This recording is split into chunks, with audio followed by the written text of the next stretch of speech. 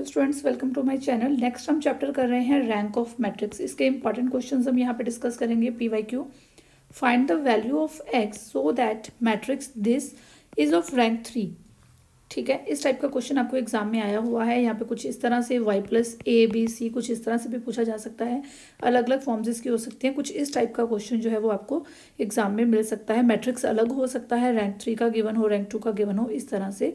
तो ये क्वेश्चन हम ध्यान से देख लेते हैं, देन आपको इस टाइप के क्वेश्चन का पता चल जाएगा। x+p/q/r, देखिए रैंक 3 है। अगर ये 3x3 मैट्रिक्स है, इसके 3 रोज हैं, 3 कॉलम्स हैं, ये एक 3x3 मैट्रिक्स है। अब मुझे गिवन है कि इसका रैंक भी 3 है। इसका मतलब मुझे साफ पता चल रहा है कि इसका जो डिटर्मिनेंट है this is not equal to 0। ठीक है, बिकॉज ये 3x3 मैट्रिक्स ही है और इसका जो डिटर्मिनेंट है वो अगर नॉन जीरो होगा तभी ये इसका रैंक जो है वो 3 आएगा। क्लियर है ना? ठीक है, अगर मुझे रैंक 2 गिवन होता इसका मतलब तो मुझे ये पता चलता कि कोई 2x2 माइनर ही निकलेगा, कि कोई 3x3 नहीं होगा। तो अब ये 3x3 मैट्रिक्स मुझे गिवन है और इसका रैंक भी 3 है, तो क्लियर हो रहा है मुझे कि जो इसका डिटर्मिनेंट है that is not equal to 0। अब मैं डायरेक्ट इसका डिटर्मिनेंट ऐसे निकालती हूँ, this is too lengthy for me, तो मैं इसकी थोड़ी बहुत ट्रांसफॉर्मेशंस कर लेती हूँ। तो ट्रांसफॉर्मेशंस के बाद हम इसका निकाल लेते हैं रैंक। तो ट्रांसफॉर्मेशंस में पहले हम सबसे पहले मैट्रिक्स लिख लेते हैं। हमारा क्या है, x+p/q/r, p(x+q/r) और p(q)(x+r)। अब इसको देख के देखिए आपको क्या पता चल रहा है। सारे कॉलम्स में क्या है, x+p है, q है, r है। ठीक है, अगर मैं इनको प्लस कर दूं तो मेरे पास यहाँ पे क्या बन रहा है, x+p+q+r। अगर इसको प्लस कर दूं ये भी वही चीज़ बन रही है, इसको प्लस कर दूं ये भी वही चीज़ बन रही है। इसका मतलब क्या हुआ कि मुझे क्या ट्रांसफॉर्मेशन लगानी चाहिए, C1 को चेंज करना चाहिए। क्या करना चाहिए, C1 + C2 + C3, ये ट्रांसफॉर्मेशन लगानी चाहिए। तो मैं क्या करती हूँ, this is equivalent to C1 + C2 + C3, तो ये आ जाएगा x+p+q+r, x+p+q+r, और यहाँ पे भी वही x+p+q+r, और यहाँ पे आ रहा है q/r, ये तो एज इट इज ही रह जाएगा, x+q और ये r, देन q, ये x+r। क्लियर हो गई इतनी चीज़। अब यहाँ से आप कॉमन निकाल लोगे, दिस इज इक्वल टू ये x+p+q+r हम कॉमन ले लेते हैं, तो मैट्रिक्स आपका 1 1 1 इस तरह से बन जाएगा, q, x+q, q, r, r, x+r। अब आप क्या करो, यहाँ पे 0 बनाने की कोशिश करते हैं और यहाँ पे भी 0 बनाने की कोशिश करते हैं, और इजी हो जाएगा हमारे लिए। ठीक है, तो फर्स्ट तो यही रहेगा x+p+q+r। अब 0 बनाने की कोशिश करेंगे तो हम क्या करेंगे, अगर हम R2 को चेंज करें, R2 में से हम R1 को माइनस कर दें, ये 1 - 1 0 हो जाएगा। ऐसे ही R3 को चेंज करें, R3 में से R1 को माइनस कर दें। ठीक है, तो क्या ट्रांसफॉर्मेशन यूज़ करते हैं, R2 में से R2 को चेंज करेंगे, R2 में से हम R1 को माइनस कर देते हैं। ऐसे ही R3 को चेंज करेंगे, R3 - R1 कर देते हैं। ठीक है, तो अब हम करते हैं इसकी ट्रांसफॉर्मेशंस। ये देखिए यहाँ पे ये मैट्रिक्स ले लेते हैं, ये 1, यहाँ पे पहले R2 - R1, फर्स्ट रो तो एज इट इज लिख लेते हैं पहले 1 QR। ठीक है, अब हमने R2 को चेंज करना है, R2 - R1, 1 - 1 0, देन सेकेंड में x+q - q, तो ये आपके पास आ गया x, देन ये r - r, ये तो 0 ही बन गया। ठीक है, देन नेक्स्ट R3 - R1, ये 1 - 1, ये बन गया 0। देन नेक्स्ट q - q, ये भी 0। देन नेक्स्ट x+r - r, ये बन गया x। क्लियर, मेरे पास इतना ही रह गया। अब देखिए ये कितना इजी हो गया। अगर इसके डिटर्मिनेंट की मैं बात करूँ, इसका डिटर्मिनेंट कैसे निकालोगे, इस तरह से इसको कर दोगे, ये आ जाएगा x²। ठीक है, this is equal to x+p+q+r, और ये आपके पास आ जाएगा, ये 1 हो गया, इसको आप करोगे ये आ जाएगा x²। ठीक है, -q, अब ये कैंसिल आउट, तो ये 0, ये भी 0। ठीक है, देन नेक्स्ट +r, ये 0, ये भी 0। इसका मतलब आपके पास सिर्फ कितना रह गया, x²। तो यहाँ से हम इसको भी हटा देते हैं। ठीक है, तो आपके पास क्या बच गया, सिर्फ x²। तो इसका मतलब क्या हुआ, बिकॉज जो हमें गिवन है कि रैंक जो है, रैंक ऑफ मैट्रिक्स जो है वो हमें क्या गिवन है, दैट इज 3। ठीक है, तो ये डिटर्मिनेंट हो गया, रैंक ऑफ मैट्रिक्स इज 3। तो determinant of A should not be equal to 0। तो इसका मतलब क्या हो गया कि this should not be equal to 0, ठीक है, because rank of matrix is 3। तो determinant of A should not be equal to 0, ठीक है। तो इसका मतलब क्या हो गया कि X square X plus P plus Q plus R should not be equal to 0। तो इसका मतलब क्या हो गया, X should not be equal to 0 और X should not be equal to minus P plus Q plus R, ठीक है। यहाँ से ये दोनों चीज़ें आ गई ना कि X square is not equal to 0 means X is not equal to 0, ठीक है। X plus P plus Q plus R is not equal to 0, X is not equal to minus P plus Q plus R. Clear, ये दोनों values जो हैं वो ये हमारे पास x की आ चुकी हैं। क्लियर हो गई इतनी चीज़। चलिए नेक्स्ट क्वेश्चन देखते हैं किस टाइप के और क्वेश्चंस आते हैं एग्जाम में।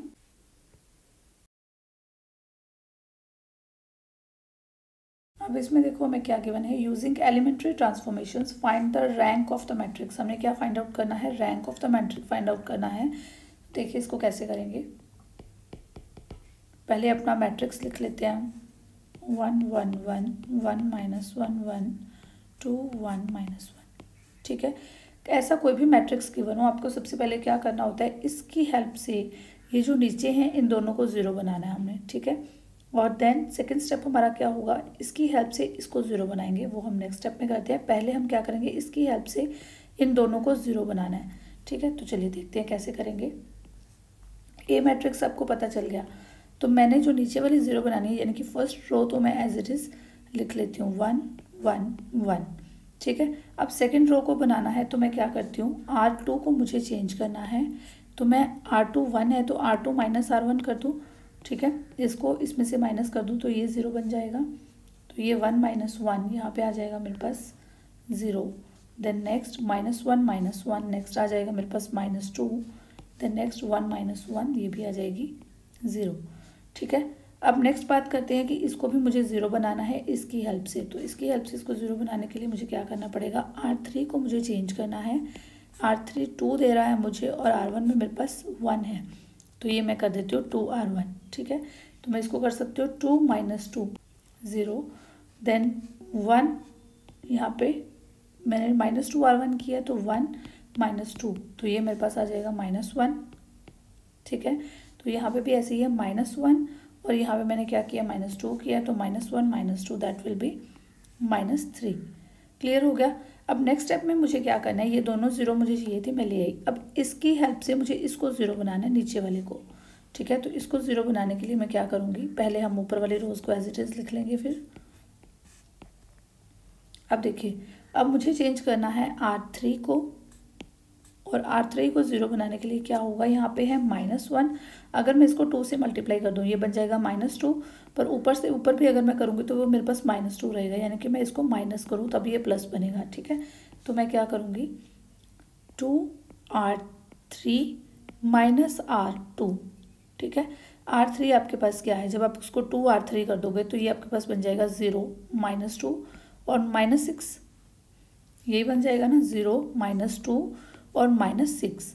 उसमें से जब आप R2 को माइनस करते जाओगे तो यहाँ तो आपके पास 0 ही है, -0 हो जाएगा, -2 हो जाएगा और -0 हो जाएगा। क्लियर। तो यहाँ पे आपके पास थर्ड रो देखिए क्या आ जाएगी, ये फर्स्ट तो 0 -0 ये तो 0 ही हो जाएगा, देन नेक्स्ट ये -2 + 2 ये 0 हो जाएगा, देन नेक्स्ट में क्या है, -6 -0 तो ये आ जाएगा -6। क्लियर हो गया। अब इस मैट्रिक्स को देख के आपको क्या लग रहा है, इस मैट्रिक्स को देख के हमें ये पता चल रहा है कि इसका जो रैंक है वो कितना आ गया है, हमारे पास 3 आ गया, बिकॉज और हम किसी जगह पे हमें 0 लाने की ज़रूरत नहीं है, यहाँ तक ही आपको क्लियर हो जाएगा। देखिए इसका डिटर्मिनेंट आप निकालोगे, इसका डिटर्मिनेंट आया है, यहाँ से आएगा 12, ठीक है। देन आप -1 करोगे, देन इसको चेक करोगे ये 0 ही बन रहा है, इसको चेक करोगे ये भी 0 ही बन रहा है, मीन्स इसका डिटर्मिनेंट क्या आ रहा है, 12 आ रहा है, that is not equal to 0। 12 is not equal to 0। अगर डिटर्मिनेंट ऑफ ए जहाँ पे हमारा नॉट इक्वल टू 0 हो जाता है तो वो होता है उसका रैंक। तो यहाँ से हमें क्या पता चल गया कि इसका रैंक क्या है, rank of A is equal to 3। एक और करवाती हूँ, उससे और ज़्यादा क्लियर आपको हो जाएगा, वो भी हम ट्रांसफॉर्मेशन से ही करेंगे, तो आपको क्लियर होगा कि कैसे रैंक आता है। तो A इज इक्वल टू, एक और मैट्रिक्स है 1 3 2 4 6 5 3 5 4। इसमें आपको मैट्रिक्स कोई भी गिवन हो सकता है। मैं आपको एक स्टेप बता देती हूँ कि किस स्टेप से आपको इसको करना है। हम अगेन वही चीज़ करेंगे, यहाँ 0 लेके आनी है और यहाँ 0 लेके आनी है, इन दोनों को 0 करना है इसकी हेल्प से। ठीक है, तो क्या करते हैं, फर्स्ट रो को एज इट इज़ पहले लिख लेते हैं। अब हमने चेंज करना है R2 को। R2 को क्या करेंगे, देखिए R2 4 है मेरे पास, तो R2 माइनस 4R1 कर दूँ। ठीक है, तो R2 के सारे क्या है मेरे पास 4 6 एंड 5। मैंने 4R1 किया तो ये आ जाएगा 4 माइनस 12 और ये माइनस 8। ठीक है, अब देख लेती हूँ क्या आएगा यहाँ पे, ये 4 माइनस 4, यहाँ 0 बन गई मेरे पास। देन नेक्स्ट 6 माइनस 12, ये माइनस 6 आ गया मेरे पास। देन 5 माइनस 8 माइनस 3 आ गया मेरे पास। ठीक है, अब इसको इरेज कर देते हैं। नेक्स्ट मुझे क्या करना है, R3 को चेंज करना है। R3, अब मैं R3 को करने के लिए क्या करूँ, R3 एज इट इज़ है और ये 3R1। ठीक है, तो ये R3 वाली लिख लेते हैं हम, क्या है 3 5 एंड 4। इसमें से मुझे माइनस क्या करना है, यहाँ पे माइनस 3 हो जाएगा, यहाँ पे माइनस ये 3 इंटू 3 यहाँ पे 9 हो जाएगा। देन नेक्स्ट माइनस 6 हो जाएगा। ठीक है, तो क्या आ जाएंगे मेरे पास, ये 3 माइनस 3 0 आ जाएगा, 5 माइनस 9 ये माइनस 4 हो जाएगा, और देन 4 माइनस 6 ये माइनस 2 हो जाएगा। क्लियर हो गई इतनी चीज़। तो यहाँ पे देखिए, अब सेकंड रो को देख के मुझे क्या लग रहा है कि इसमें से एक 3 जो है ना वो कॉमन निकल रहा है, मतलब 3 से मैं इसको डिवाइड कर सकती हूँ। और ये लास्ट रो देख के भी मुझे यही लग रहा है कि इसको मैं 2 से डिवाइड कर सकती हूँ। तो नेक्स्ट स्टेप में मैं क्या करती हूँ, नेक्स्ट स्टेप में हम R2 को चेंज करते हैं। R2 को हम कर देते हैं -1/3 R2, और R3 को क्या करते हैं -1/2 R3। ठीक है, तो यहाँ से आपके पास क्या आ जाएगा, जब आप -1/3 करोगे ये तो 0 ही रह जाएगा, माइनस के साथ आपने मल्टीप्लाई किया या डिवाइड किया तो ये माइनस कर दिए, तो हमारी ये जो माइनस है ये ख़त्म हो जाएगी, ये 6/3। तो 6/3 ये आपके पास आ जाएगा 2, और यहाँ पे आपके पास आ जाएगा 1, यहाँ पे 0, यहाँ पे 2, यहाँ पे 1, बिकॉज आप इसको कर रहे हो -1/2 से डिवाइड। ठीक है, अब आपके पास देखिए ये दोनों रोज एक जैसी लग रही हैं, तो हम क्या करते हैं 1 3 2। नेक्स्ट स्टेप में हमने क्या करना होता है, इसको 0 बनाने की कोशिश करनी है। इसको 0 बनाने के लिए हम क्या करेंगे, इसको ये माइनस कर देंगे, तो ये सेकंड रो हम पहले एज इट इज़ लिख लेते हैं। तो अब 0 बनाने के लिए R3 में 0 चाहिए हमें, तो R3 को हम चेंज करेंगे R3 माइनस R2। ठीक है, तो हमारे पास सेम रोज है ये, तो ये आ जाएगा 0 0 0।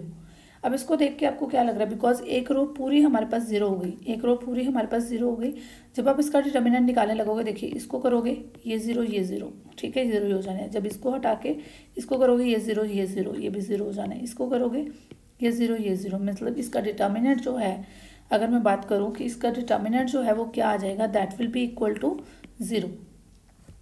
ठीक है, इसका डिटर्मिनेंट मेरे पास 0 आ रहा है, तो इसका मतलब अगर रैंक की मैं बात करूँ तो रैंक ऑफ ए क्या आएगा, 2 आएगा। क्यों 2 आएगा, बिकॉज यहाँ पे जो माइनर बनेगा, ये जो माइनर बन रहा है इसकी वैल्यू 0 नहीं आ रही। इसका डिटर्मिनेंट निकालोगे, ये माइनर बन रहा है 3 2 2 1, ये माइनर बन रहा है। अब इसका डिटर्मिनेंट निकालो 3 माइनस 4, तो -1 आ रहा है, that is not equal to 0। तो इसका मतलब क्या हुआ कि रैंक ऑफ मैट्रिक्स ए क्या आएगा आपके पास, 2 आ जाएगा। ठीक है, ओके देखिए आप यहाँ पे मेंशन कर सकते हो minor 3 2 2 1, 3 2 2 1 of order 2 does not vanish. Does not vanish का मतलब है कि इसका जो डिटर्मिनेंट है वो हमारे पास 0 नहीं आया है, तो देयरफॉर ये जो रैंक है ये 0 हो जाएगा। तो यहाँ पे आप लिख दो बिकॉज। क्लियर होगी इतनी चीज़ कि एलिमेंट्री ट्रांसफॉर्मेशन से आप रैंक कैसे निकालोगे। पहले पूरी एक रो जो है अगर 0 बननी है तो आपको पास यही बन जानी है, जैसे हमने किया, हमने इसको 0 बनाने की कोशिश की, ये अपने आप 0 बन गई। एक रो 0 बन गई, इसका मतलब आपका 2 ही रह गया। ठीक है, चलिए आगे देखते हैं नेक्स्ट क्वेश्चन।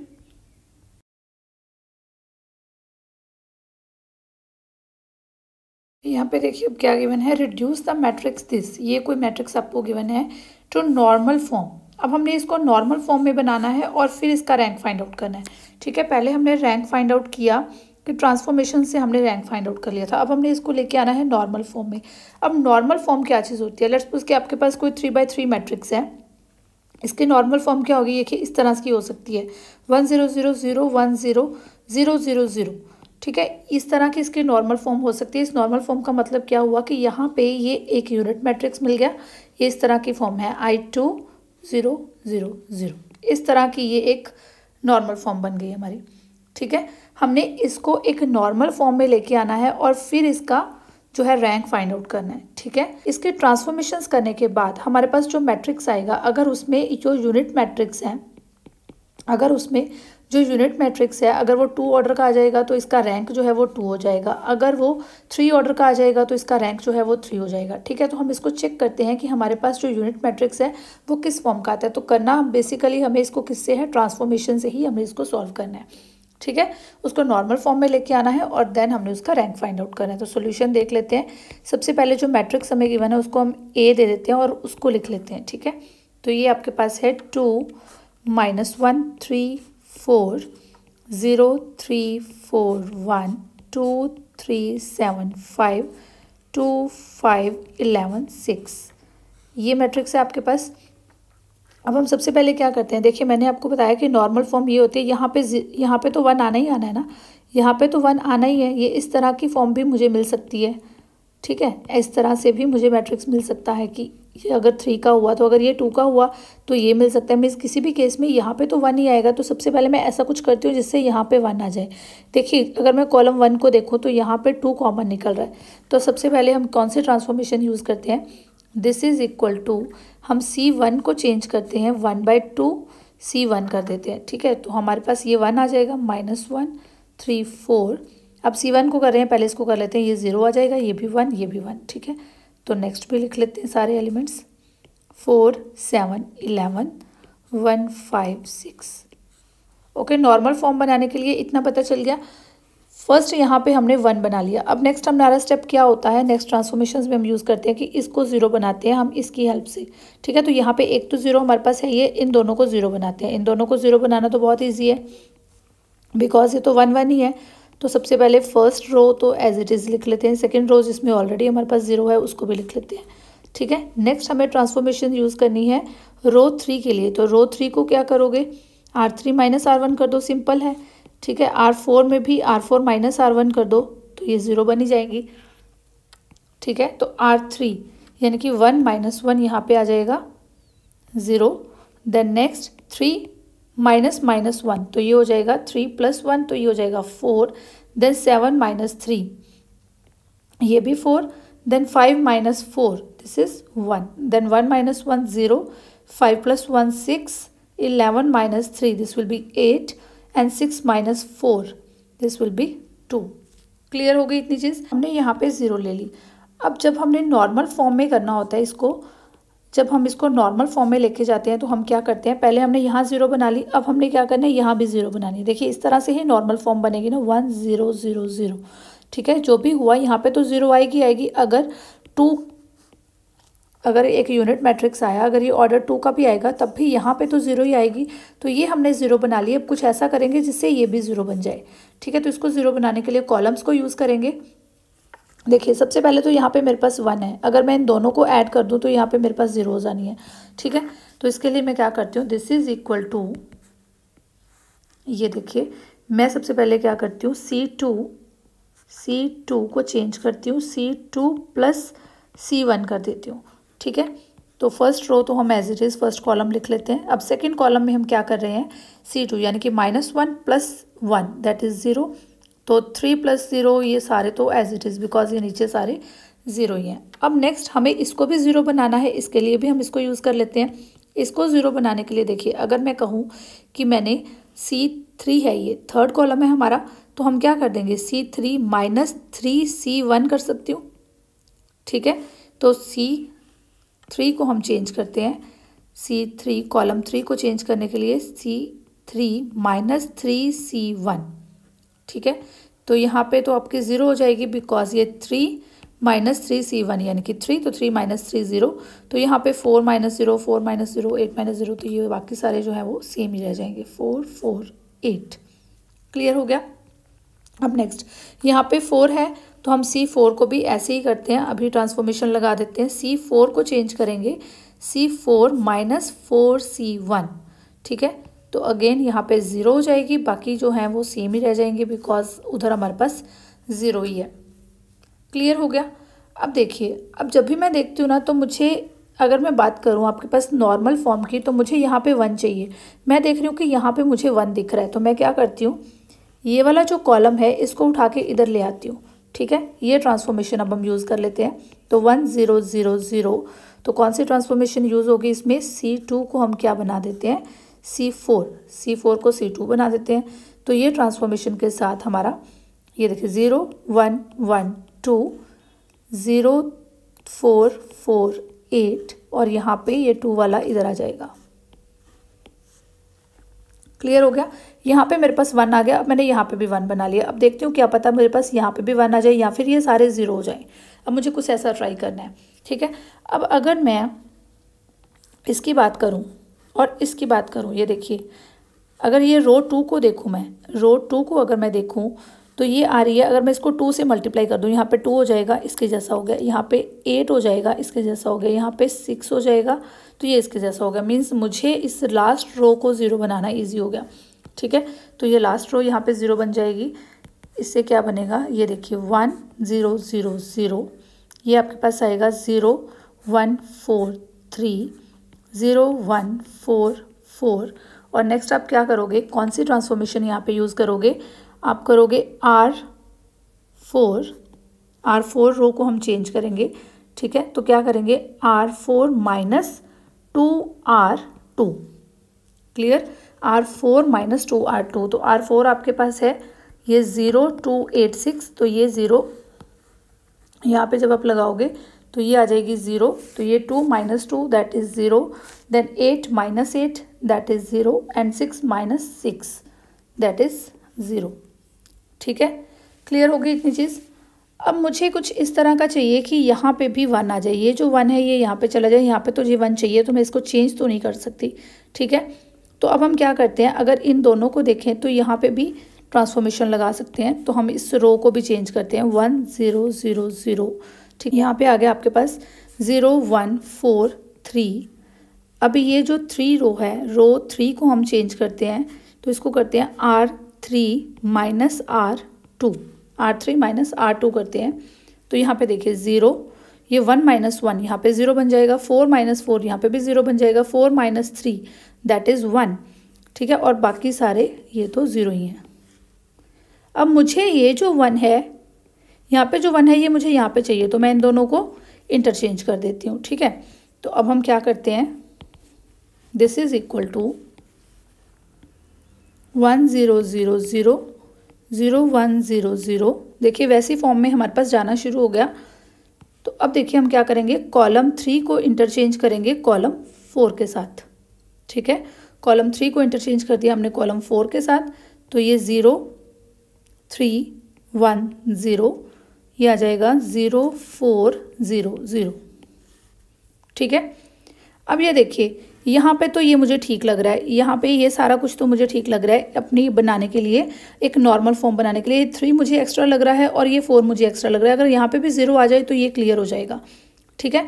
तो अगर मैं इस रो को यूज़ कर लूँ, इसको यूज़ कर लूँ, इसको चेंज करने के लिए, तो ईजी हो जाएगा बिकॉज यहाँ पे ही 1 है, बाकी सारा 0 0 है, तो ये वही आ जाएगा, ठीक है। तो हम इस कॉलम को यूज़ करेंगे, ये वाला जो कॉलम है इसको यूज़ करेंगे यहाँ पे 0 लेके आने के लिए।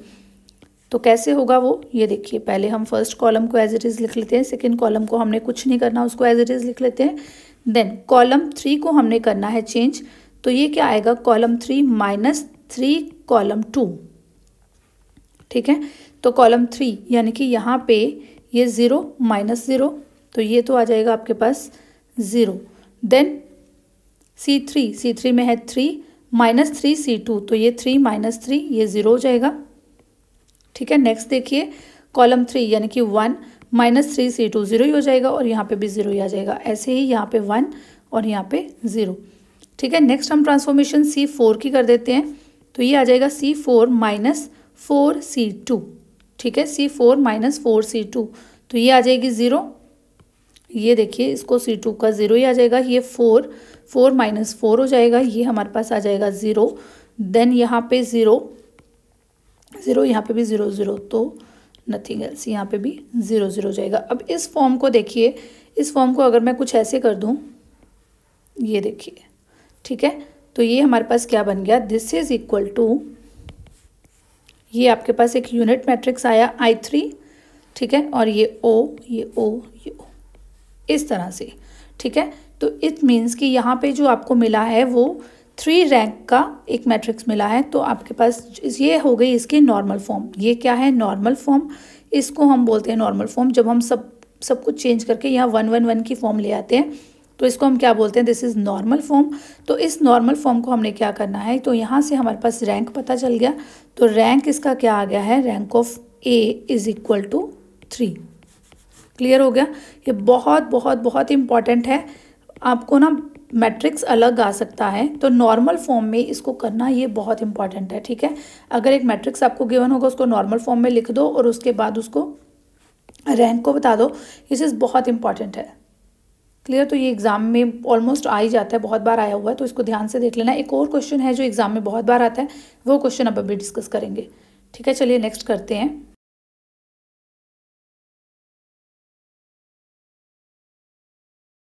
देखिए ए कोई आपको मैट्रिक्स गिवन है, ये वाला, find the matrices P and Q such that PAQ is in normal form, hence find the rank of the matrix A। ठीक है, आप इसको कैसे करोगे, ये देखिए। नॉर्मल फॉर्म आपको पता है क्या होती है, आप सिंपली A को क्या लिख सकते हो, एक यूनिट मैट्रिक्स A और एक यूनिट मैट्रिक्स, अगर इसके साथ में इसको मल्टीप्लाई कर दूँ ये A ही आएगा, ठीक है। तो मैंने क्या लिख दिया, IAI। हमने क्या करना है, इस मैट्रिक्स को लिखेंगे सबसे पहले। ये ए मैट्रिक्स कौन सा है आपके पास, 1 1 1 1 1 1 3 1 1 1 -1 -1, दैट इज इक्वल टू, आई भी लिख लेते हैं 1 0 0 0 1 0 0 0 1, then A as it is लिख लेते हैं। ये आपके पास आ जाएगा 1 0 0 0 1 0 0 0 1। क्लियर होगी इतनी चीज़। अब ये देखिए इसको करेंगे कैसे, इसको आप नॉर्मल फॉर्म में लेके आओगे। ये जो मैट्रिक्स है आपका, इसको आप नॉर्मल फॉर्म में लेके आओगे। जब आप रोज़ के ट्रांसफॉर्मेशन करोगे तो आप इसको चेंज करोगे, जब आप कॉलम्स के ट्रांसफॉर्मेशन करोगे तो ये राइट हैंड वाले को चेंज करोगे। तो इससे आपके पास P और Q दोनों आ जाएंगे। क्लियर हो रही है इतनी चीज़। जब हम रोज़ के ट्रांसफॉर्मेशन करेंगे तो इस लेफ्ट हैंड साइड को हम चेंज करेंगे, जब हम कॉलम्स के ट्रांसफॉर्मेशन करेंगे तो हम इनको चेंज करेंगे। यहाँ पे देखिए फर्स्ट रो हम एज इट इज़ लिख लेंगे। अब सेकंड रो को करने के लिए क्या करेंगे, R2 को चेंज करना है हमने, तो R2 as it is minus.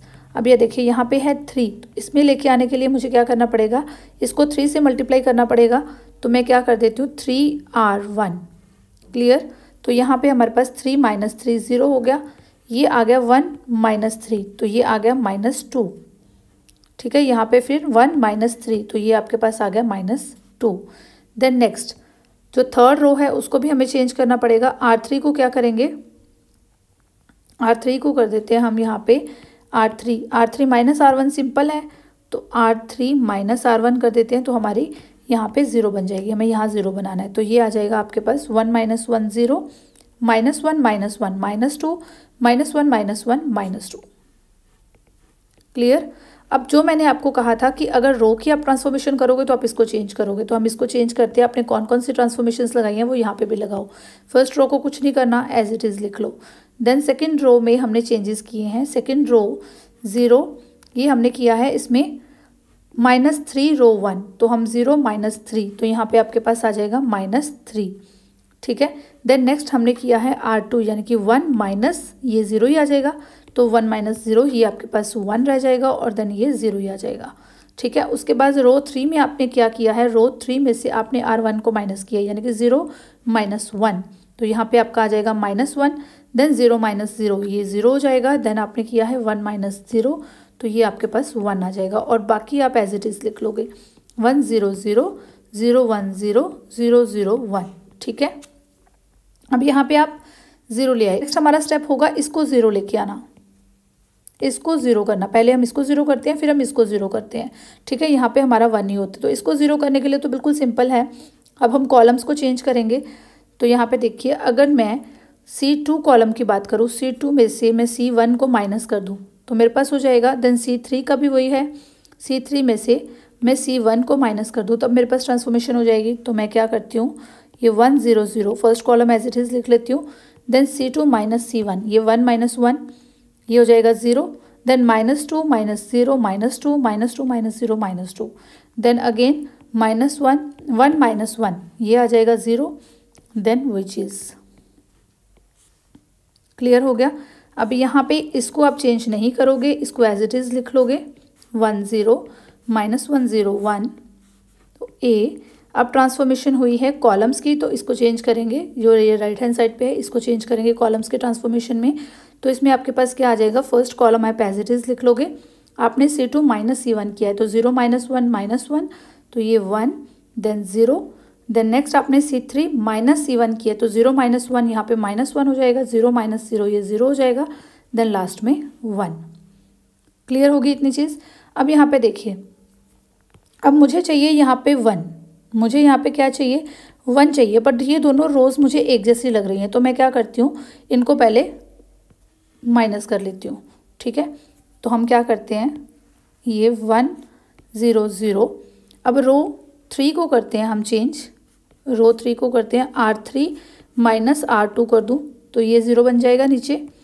तो हम क्या करते हैं, ये 0 -2 -2, ये 0। अब ये देखिए 0 -0, अब ये -2 -2, तो -2 + 2, ये 0 और ये भी 0। क्लियर हो गया। अब इसमें भी हमें ये वाले ट्रांसफॉर्मेशन इसमें भी लगानी पड़ेगी, तो इसमें हम ये ट्रांसफॉर्मेशन लगा देते हैं R3 minus R2। First row as it is लिख लेते हैं, सेकेंड रो भी एज इट इज़ लिख लेते हैं। थर्ड रो में हमने चेंज करना है R3 माइनस R2 मीन्स -1 -3, ठीक है। तो -1 + 3 दैट विल बी 2, यहाँ पे आ जाएगा 2। देन 0 -1, तो ये आ जाएगा -1। देन 1 -0, दिस इज़ 1 ए। और यहाँ पे ये मैट्रिक्स आप एज इट इज़ लिख लोगे, -1 0 1 0 0 0 1। क्लियर हो गया। अब मुझे, अगर मैं इसको नॉर्मल फॉर्म की बात करूँ तो यहाँ पे 1 है, मुझे यहाँ पे भी 1 चाहिए, ठीक है। अगर मैं इस रो को -2 से डिवाइड कर दूँ तो सिंपल हो जाएगा। तो मैं इस रो को क्या करती हूँ, R2 को चेंज करती हूँ -1/2 R2, ठीक है, -1/2 R2। तो ये सिंपल है 1 0 0 0 1 1 हो जाएगा, यहाँ पे 0 0 0। क्लियर। तो यहाँ पे 1 0 0 first row as it is. अब मैंने क्या किया है, -1/2 R2, इसको मैंने -1/2 के साथ मल्टीप्लाई किया है, तो ये यहाँ पे बन जाएगा 3/2, यहाँ पे बन जाएगा -1/2, ये 0, ये आ जाएगा 2 -1 1, और ये आ जाएगा A 1 -1 -1 0 1 0 0 0 1। ओके। अब ये देखिए, ये ऑलमोस्ट नॉर्मल फॉर्म बन गई है, बस ये 1 नहीं चाहिए मुझे। तो अगर मैं इस कॉलम 3 में से इस कॉलम 2 को माइनस कर दूँ तो हो जाएगा, ठीक है। तो ये 1 - 1 बन जाएगा। तो मुझे चेंज किसको करना है, कॉलम 3 को चेंज करना है। कॉलम 3 को मैं चेंज करूँगी, क्या करूँगी, C3 - C2। क्लियर। अब मैं ये नहीं कर सकती बिकॉज यहाँ पे ये ऊपर है, यहाँ पे ये नीचे सेम प्लेस पे है, तो मुझे इसमें से इसको माइनस करना पड़ेगा। क्लियर हो रहा है ना आपको। तो यहाँ पे ये आपके पास क्या बन जाएगा, फर्स्ट कॉलम और सेकंड कॉलम आप एज इट इज़ लिख लो, ठीक है। और थर्ड कॉलम को चेंज करना है तो 0 - 0 दैट इज़ 0, 1 - 1 0, और ये भी 0, ठीक है। अब मैंने कॉलम में चेंजेस किए हैं तो मुझे यहाँ पे भी चेंजेस करने हैं, -1/2 0 2 -1 1 A। और यहाँ पे कैसे चेंजेस होंगे, first column as it is मैं लिख लेती हूँ, -1 1 0। अब देन इसमें मैंने क्या किया है, C3 - C2 मीन्स -1 + 1, तो यहाँ पे मेरे पास 0 बन जाएगा। देन 0 -1, ये -1 आ जाएगा, और देन यहाँ पे 1 - 0, तो ये 1 आ जाएगा। क्लियर हो गया। अब यहाँ पे देखिए, ये आपके पास एक नॉर्मल फॉर्म आ गई है जिसमें यहाँ पे आपको क्या मिल गई, एक यूनिट मैट्रिक्स मिला I2 है। तो यहाँ पे एक यूनिट मैट्रिक्स मिला I2 इम्प्लाइज, ये जो मैट्रिक्स आया आपके पास I2 O O O, यहाँ पे इस तरह से लिखते हैं इसको, ये किस फॉर्म में आया, this is equal to PAQ। आपको देखिए क्या पूछा गया था, यहाँ पे देखिए find the matrices P and Q such that PAQ is in normal form. एक नॉर्मल फॉर्म का मैट्रिक्स PAQ की फॉर्म में आ गया। वही चीज़ आपको पूछी गई थी कि P और Q कुछ ऐसे बता दो कि जिसको अगर हम A के साथ मल्टीप्लाई कर दें तो वो एक नॉर्मल फॉर्म में आ जाए। तो आ गया आपके पास hence find the rank of the matrix A। ठीक है, जो A मैट्रिक्स को आपने नॉर्मल फॉर्म में ले ही गए हो, तो जब वो नॉर्मल फॉर्म में गई तो वहाँ से आपको क्या मिला कि यहाँ पे हमें एक यूनिट मैट्रिक्स मिला 2 का। तो यहाँ से आपके पास P और Q की वैल्यू तो आई गई। P हमारे पास ये है और Q हमारे पास ये है, ये आप इसको अलग अलग करके लिख दोगे। ठीक है, तो देन रैंक ऑफ A क्या आ जाएगा, rank of A is equal to 2। Clear हो गया, ये आपको यही निकालना था और ये आपको PAQ को इस फॉर्म में लिखना था। क्लियर हो गई इतनी चीज़। वीडियो पसंद आई है तो वीडियो को एक लाइक कर दीजिए। चैनल अभी तक सब्सक्राइब नहीं किया है, चैनल को सब्सक्राइब कर लो, बिकॉज ऐसी बहुत सारी वीडियोज़ और मैं आपके लिए लेके आती हूँ। Thank you and keep watching my videos.